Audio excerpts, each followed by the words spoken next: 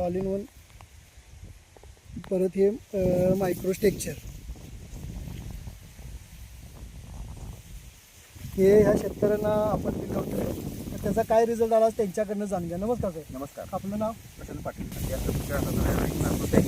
आणि all in one फवारणी केली. फवारणी केल्यानंतर एवढा चांगला रिझल्ट एवढा चांगला आला की मला वाटतं की 8 दिवसाच्या आतच उसाला पूर्ण काळोखी म्हणा पूर्ण खालीचे म्हणजे फुटवं बऱ्यापैकी चांगल्या औषधं निघाले. एवढं म्हणजे रिझल्ट चांगला. हे आपलं ऑल इन वन टेक्चर मारलं. त्यानंतर तुम्ही आता हे जाडीचे फुटवे बघू शकताय. या पद्धतीने फुटवं आलेले आहेत. परत आता फवारणी करून त्यांचे 9-10 दिवस झाले तरी असे यांची आता नवीन हे कोंब यायला लागलेत. प्रत्येक ह्याला हे असं बारीक नवीन जे कोंब आहेत हे यायला लागलेत.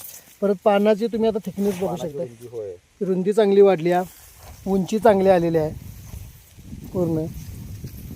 तर ह्या मारायच्या अगोदर ह्याच्यामध्ये तुमचं कमी जास्त प्रमाण होतं. कमी जास्त म्हणजे राडा म्हणजे गोष्टी असं म्हणजे फुटवं नसल्यामुळे हे झाले.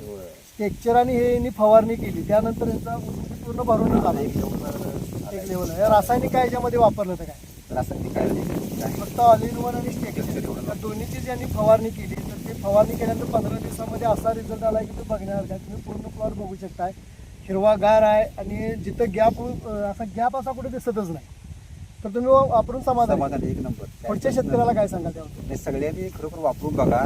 कारण आपण इतर वापरून बघा. त्यांनी ऑल इन वन आणि टेक्चर वापरून जी आम्हाला माहिती दिली त्याबद्दल मी यांचा पूर्णपणे आभार आहे. ओके दादा.